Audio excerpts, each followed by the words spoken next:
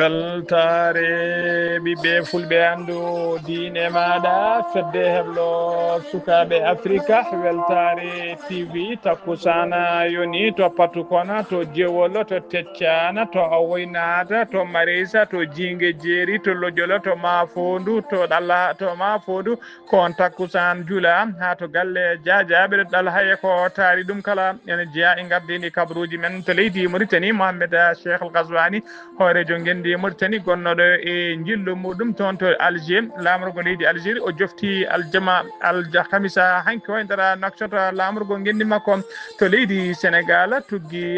halfinaɓe ko fati météo woni ha ɓetoɓe ɓe kolliri tigui tuggi aljuma hande o joyi ha ñande aleta jeeɗiɗi lewru septembre do gonɗen ɗo ma yoga e nokkuji leydi Sénégal kebtoɓoji kewɗi ndiyam tawa e nokkuji ko jaaduɗi e yolaru to leydi Mali société kuɓɓammo leydi Mali biteɗo société tigui énergie de Mali ɓe keeɓi gardiɗo kesso on noon lomti ko biteɗo Abdoulaye Djibril Diallo kedde Afrique ma en jabbo musidɗo men Alassane Oumar Mbodj habaruji men joolam jaɓeri ma jaaha to leydi Palestine jento royaume uni jen ha to leydi Allemagne bisimilla mone ketki hotodirte joni joni pren pacciren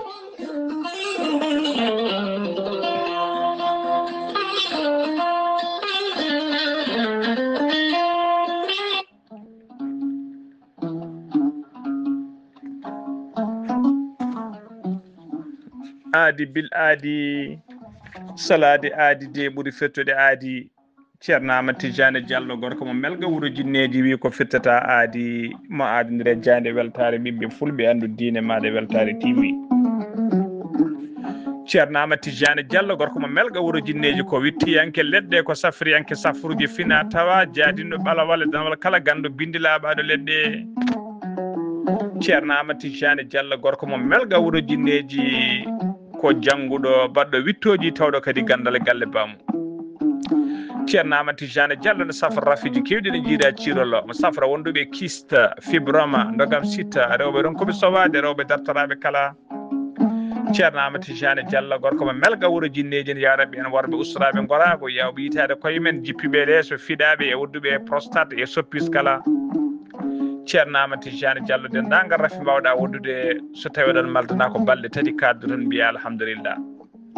ceerno Amadou Tidiane Diallo e nder wittoji makko mo yiite leɗɗe ko fate estomac ma no fotirno kala so tawi jokkodiri balɗe tati mbatta ñamde mbatta yarde kala ko jiɗɗa ceerno Amadou Tidiane Diallo ne yawreɓe arsiguaji men kippi weddaɓe korte wonduɓe e dabaruji kala ceerno Amadou Tidiane Diallo gorko mo belga wuuro jinneji hay sinno prostate ma koko ɓurno ala ko heddi so wonani opéré so tawi on jokkodiri balɗe tati joni docteur ma namdoma an kam holo safara ƴettuɗa ceerno Amadou Tidiane Diallo gorko mo melga wuuro jinneji ko labde reedu ko malaɗo woni e mo tawi oɗo saaha to leydi France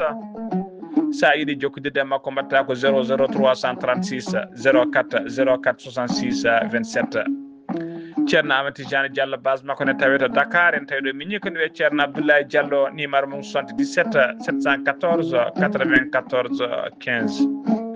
gorko mo melga wuuro jinneji base makko ne tawi to Rosso ha to Dagana Mauritanie kala en tawi ɗon sehil makko wi nene makko ne wiye ceerno Amadou Dia gorko mo leeraɓe numéro mum téléphone mbatta 77 537 79 28 ceerno Amadou Tidiane Diallo base makko ne tawi to Nouakchott en tawi ɗon ɓiyi ko mbatta ko 46 94 21 91 ceerno Amadou Tidiane Diallo hewɓe jokkodiri e makko mbaɗimo audioji mbaɗimo appel aji kolliri tigui wonde guila jokkodiri e makko guila ɓen wannoɓe paralysé ha laaɓi nettuno yaade oɗo saaha joni batti yaade wonduɗoɓe estomac kefti jammu en ha laaɓi ɓen kadi joguinoɓe sukaɓe yanoɓe barogal ha tengti sukaɓe rewɓe cirti en ha laaɓi ha wi ceerno Amadou Tidiane Diallo ko labɗo reedu ceerno Amadou Tidiane Diallo ko malaɗo woni ceerno Amadou Tidiane Diallo ko newiɗo sanne sanne mbadden danɗo faade makko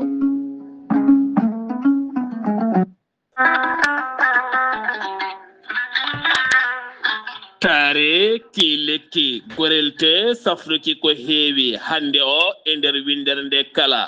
gorelte ko haako moƴƴo iwruko to kordinoro ari ko safrude e wallude ha moñi kala yiito hen hoore muɗuma gorelte hewɓe safortoɓe kolliti jiitimi hen koye mumen joguiɗo AVC jogui cardiaque mo ƴiƴam dogata e ɗaɗi mum ɓandu jaaɗoru ɓandu wuloru e kala ko faate ɗin fannuji kala sa jokkondire gorel te ma wi alhamdulillah neɗɗo tuƴiɗo yahata juma ni jama ni jokkoyde enɗam ngam ɓandu musde jokkondire gorel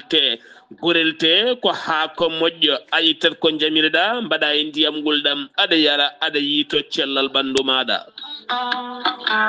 gorel te sa yiɗi hebde hen kollaɓe jahata koto google mbaɗa www.gorelte.com ma janggan hoorema kala ko gorel te safrata kala sa yiɗi jokkodirde e tongoɗe gorel te so tawi gonɗa koto risatol jokkodirta koye galle ceerno Yahya Ba mbatta ko 77 780 30 85 so tawi noon gonɗa koto wuuro teddungo woni Madina Gounass jokkodirta koye Amadou Samba Lo mbatta ko 78 119 00 65 so tawi noon gonɗa koto Galoya jokkodirta koye Aissata Touré mbatta ko 77 218 09 98 so tawi noon gonɗa koto Asilem jokkodirta koye Mamadou Demoya mbatta ko 78 289 03 90 so tawi noon gonɗa koto Pikina jokkodirta koye Amadou Isma Ndiaye mbatta ko 77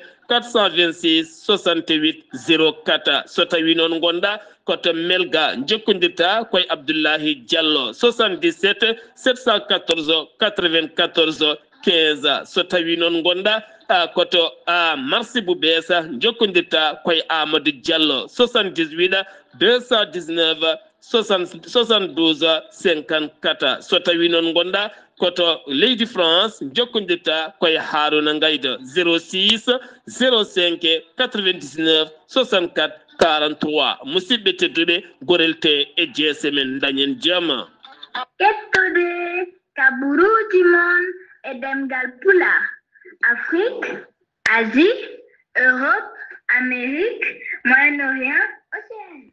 jam ñalle moon musidɓe tedduɓe eɗen goni e mawde joyi lewru siilo hitande ujunnaji ɗiɗi e nogas joyi habruji moon e ɗemgal pular e sawta he ko musidɗo moon sehil moon Ghali Abouba to karallagal ha mbawno yiide hen to banggue nate e ɓosojo ko minimen sehil men Saydou Abouba ko adi kabruji men e ɗemgal pular kabaru jaam gonɗaɗo hono biyeteɗo Aliou Niass ko bamum duttiɗo Aminata Moylore ko neni mum duttiɗo Hawa Gaye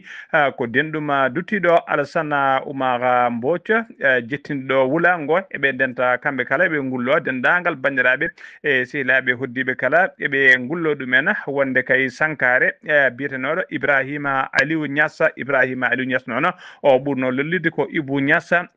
noon ko ñalawma hanki o yalti aduna e nder Nouakchott tawi kadi ko bandiji jooɓi fittanu makko caggal kayde bandiji ñane makko piimo labɓe kewɗe no fewi nder Nouakchott ko hen wasi fittanu makko jayde weltare ɓiɓɓe fulɓe andu diine maɗa weltare TV dendagal hettiyankoɓe jayde nde kala enen kala eɗen denda eɗen pecca sunare eɗen duwono kadi correspondant men musidɗo men hono Alassane Oumar Mbodj e nde ɗon ustare habruji men ɗemgal pular koto leydi Mauritanie pudorɗen to leydi Mauritanie jebbinama Allah jumbeɗama aljuma hanki o mawludun nabiyu e nder yoga kayi e nder joka e nokkuji e leydi Mauritanie kala ha tengti noon toon to likseba gorgol yuɓɓinama toon noon mawludun nabiyu sallllahu alayhi wa sallam jammo tagui waɗi gartama waɗi tigui no heewi no hewno wade ni almuɓeɓe mbaɗi jendade belle no fewi kadi yimɓeɓe kadi mbawi jaltude nottade hen ha no heewi wiide ha no hannirta ni ma en gartum e oɗon kabaru ñalawma janggo so tawi kay ala ko faɗi koto leydi Mauritanie ha joni keɗoɗen Mohamed Cheikh Al Ghazouani kañum woni hoorejo gendi Mauritanie gonnoɗo e jillu mum toon to Alger lamorgo leydi Algérie tawi o yanno ko tawtoriyede kolol nayɓiwol ko fati e foire commercial tawi ko interafricain ɗum noon toon to Alger o arti nder Nouakchott lamorgo gendi makko ɗum ko kikiɗe alkamisa hanki walla mbiyen ko jamma alkamisa hanki o jofti e nder Nouakchott kanko e dendagal seteɓe o yaduno kala ha joni ko leydi Mauritanie keɗoɗen accident musɗo waɗino e dow lawol ummade dow lawol tawi ko lawol Agjuge ɗum waɗi ko ñande alarba ɓennuɗo accident o noon koye lawol hakkude Agjuge faade Atara yimɓe tato mbasi hen pittali mumen yimɓe ɗiɗo waɗɓe kadi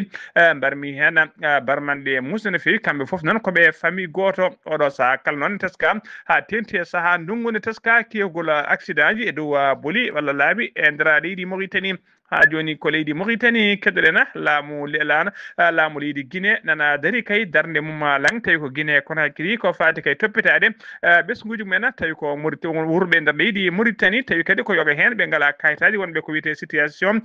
irrégulière ha beele kay enen mbawa artirede hano hannirta ni artude hano hannirta ni e nder leydi mumen ñande talata ɓennuɗo avion tawi ko avion umoriɗo toon to Nouadhibou juurima to Bowal diwoje international ngal Ahmed Cheikh Touré ɗum noon ko caggal Conakry tawi kadi eko addi 190 guinenaɓe tawi ɓiyen noon ɓen 190 hen 50 ko mineur woni sukaɓe tokos ɓe gentani keɓantata e goho noon ko nourrisson woni bebbeji sukaɓe tawi ko muyninteɓe kañum woni artuɓe nder leydi he opération noon halfina ɗum oɗo opération noon ko fati toppitade gartugol ni guinenaɓe tawateɓe nder leydi Mauritanie ko ministre mabɓe des affaires étrangères mo leydi Guinée tawi kadi ene wondi e ballal catala bitengal OIM woni organisation internationale des migrants laade goɗɗe noon en tejja tigui ma mo nokcoda ha e nder Nouadhibou kala artirde ɓen guinenaɓe ɗo e balɗe yesso saabu kayne teska guinenaɓe hewɓe ne tawi to nokcoda ɓen to Nouadhibou ha to Rosso e yoga e nokkuji e nder leydi he kala hen ɓe ngala kayitaji kayi ma laamuji men mbawa toppitade wonande kay ɓen yiɗɓe artude mbawa artirde e nder leydi men hano hannirta ni ha joni habaruji men ɗemgal Pulaar to leydi Mauritanie ha joni toon to Bassikunu noon tawe to seɓɓeta banggue funnague gendi Mauritanie waɗɗani keerol hakkude mabɓe leydi Mali toon noon teskama ko ottande mawde no fewi woni explosion mawɗo woni tigui teska toon alkamisa hanki o ottago ngo noon nanama ha e nokkuji kay ɓurɗe woɗɗude Baskunu kay mbawi nande ngoɗon ottago ɗum noon saabima jirminali kewɗi e hewɓe kay kolleri hen fayri men mawde no fewi ha oɗo saaha noon heddi kay moni kala ene haalano hakkille mum ardiri ɓe hen ene jogui hen kulhuli mawdi no fewi enen teska noon e sikka noon e oɗo saaha joni heeɓa kadi kolleri wonde ko arme o kay ko kañum weela kay fettinde tawi ko armuji woni munition ngaji kewɗi ɗeɓe joguino baɗnode expiré ko kamɓe beela fettinde ɗum kono kam ɗum saabima haalande mawɗi ɗum saabima tigui kulol manngol fewi jibinali mawɗi e oɗo saaha joni ma en gartu kay so tawi en keeɓi ko ɓuuri hen labde ha joni habaruji men ɗemgal Pulaar to mimita Baskunu koto leydi Sénégal paɗen Jean Baptiste Tine kañum woni jaagogal kefnagal ko fati e gueɗe nder leydi Sénégal o waɗi tigui o arino toon to Tivaouane o joddinoma e khalifa général mo Tijaniya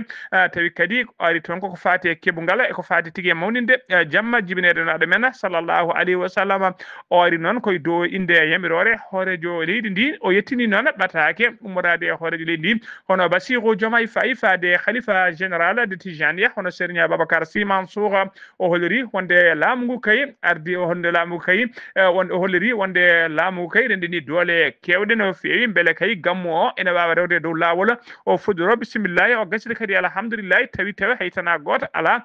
ko heɓa toon ko ɗum woni fandare laamu ngu o holliri kadi wonde kay wonde hakkille laamu ngu ne woni no fewi kay e ɓen tawi ko tiwa wonnaɓe hemnoɓe kay toɓoji kewɗi ndiyam ha waɗi no yoleru hewɓe mabɓe kay galleji mumen koko julino o holliri tigui wonde laamu ngu hakkille mum nanayi ɓen hano hannirta ni ha joni ko leydi Sénégal keɗoɗen pelle tawi ko pelle daraniɓe ko fati haqqeji innamade kewɗe no fewi ko wayno ndeɗo fedde witende RADDHO walla ko wayno fedde witende Ligue sénégalaise des droits humains bitegal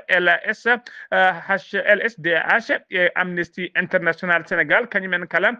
namdima kay des autorités judiciaire wonde de justice leydi Sénégal nde woppitta kay Alaji Farba Ngom nde woppitte ko ɓuuri yawde e yaccade saabu ɓe kuleri autorité ɓe erima autorité ri noon nde mbaɗat tigui nde autorité ɗi mbaɗat tenir compte kay ko fati récente conclusion médicale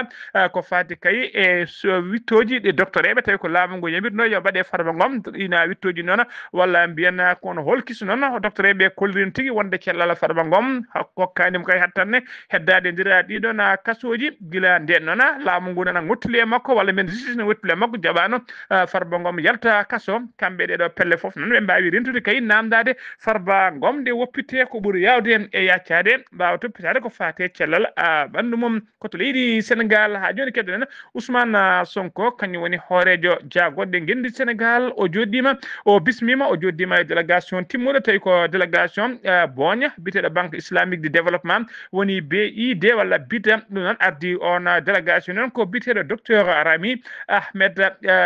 Ahmed kañum woni vice woni cukko hoorejo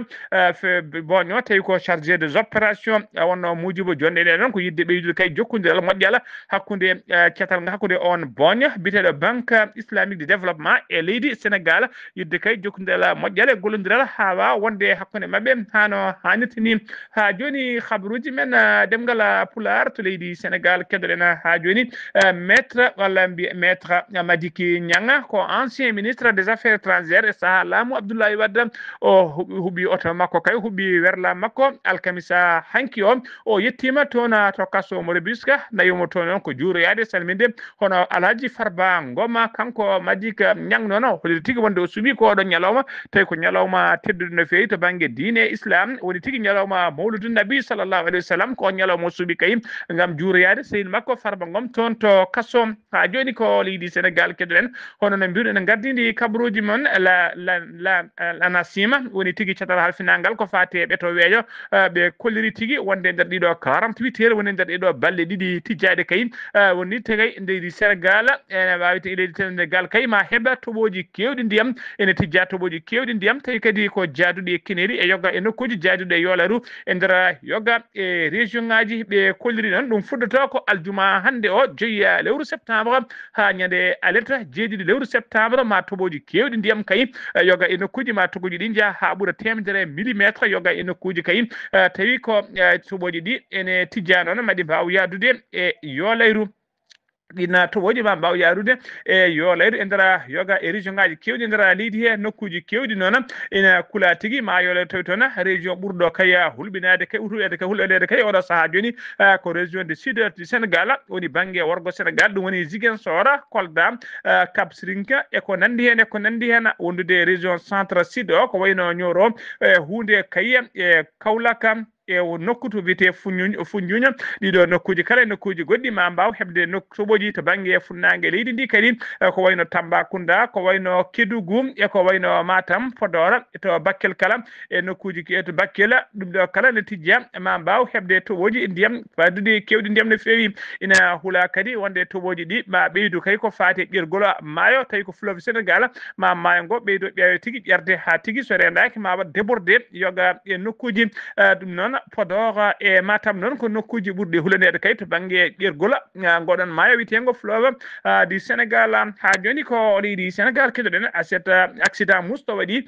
aljuma hande o sanga 12 heures to nokku e nder commune mo Gossas ɗum noon tawi lawol tawi koye dow lawol départemental ngol ɓe mbiyata RD 610 B accident waɗi ko 3 kilométre banggue funnague commune mo Gossas waɗi noon neɗɗo goto basɗo hen fittade mum yimɓe ɗiɗo kadi wonɓe mbarmi hen ha joni habaruji men demgal pular seno mima toon to leydi Sénégal ko to leydi Mali paaden to leydi Mali gouvernement mo leydi Mali holliri alkamisa hanki o 4 lewru septembre wonde kay ɓe mbaɗi saisi cour international de justice woni CIG ɓe mbaɗi ɗum saisi noon ɗum noon kay tawa ko nokku to cour to ɓe mbiyata la haye contre Algérie ɓe gulliti to noon ko leydi Algérie to leydi Algérie Mali noon wulliti wonde kay ko leydi Algérie libino dorona mabɓe kay tawi ko doron de reconnaissance ɗum wonno koye lewru mars ndu to mayo ɗum tawi kadi ɗum noon ɓe kolliri ɗum noon ko agression woy kadi ko violation woni ko toñangue kadi ko yaɓɓude e kuulal ummade e weeyo mum arde ha e nder weeyo leydi Mali waɗa hoon ko ɗeɗo gueɗe Algérie noon mbinen limno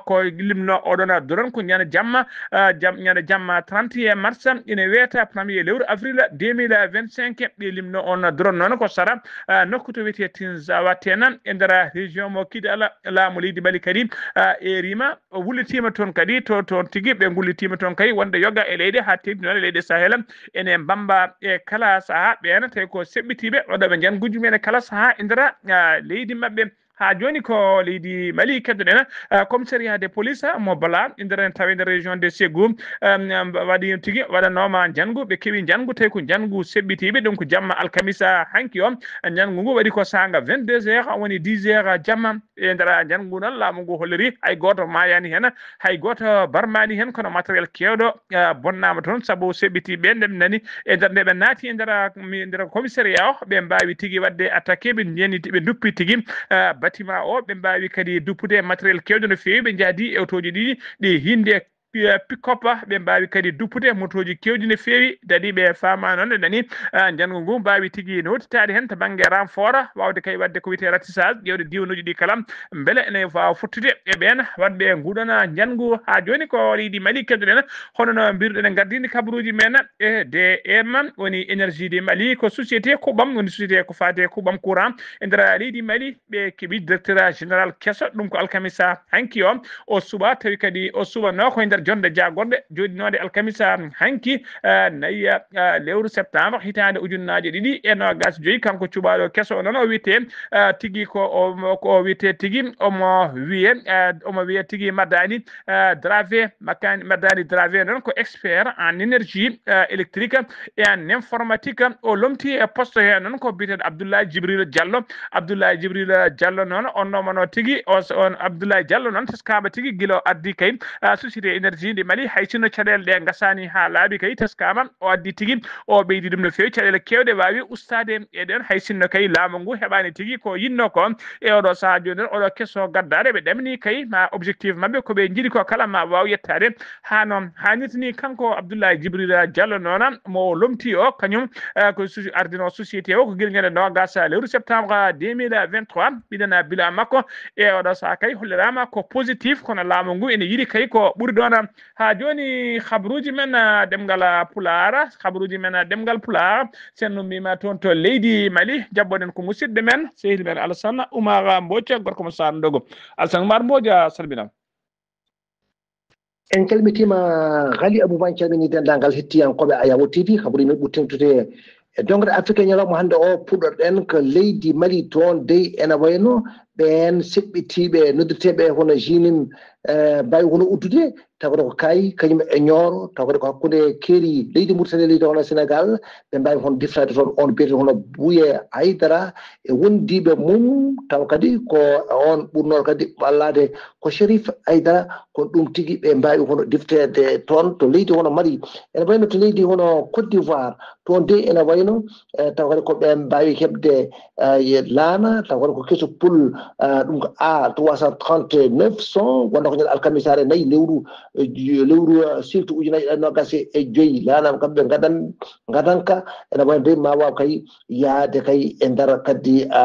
Seka Doulé ɗum noon wonata kay ko ñande goho lewru octobre ujunaji ɗiɗi nogas e joyyi ɗum noon wona laana kay taw kadi ko mbawka yaade ha toon to lamorgo leydi hono France e won kadi e ɗen leyɗele hono goɗɗe ɗum noon ma waw kadi ɓeydude taw kadi ko tindam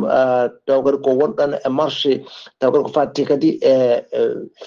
weeyo ɗum noon wonante leydi Côte d'Ivoire toon to Nigéria toon de ene wayno hono laamu ngu ene wayno dey taw kadi ko dañi sunade mawde nde tawde honde laana yuwi toon fodde yimɓe capantato e yimɓe ɗiɗo mbawi taw kadi ko ruttade e joomum en yimɓe jeetato hande cuwa taw jiita taw capanɗe joyo mbawi hono dandade e kaɗɗo taw kadi ko laana juuka toon so tawi ko toon to Soudan ene wayno ko balɗe joyyi caggal kay nde wameji gari toon wonno ko jamma kay taw kadi ko alatare capantati go lewru ujunaji ɗiɗi nogas e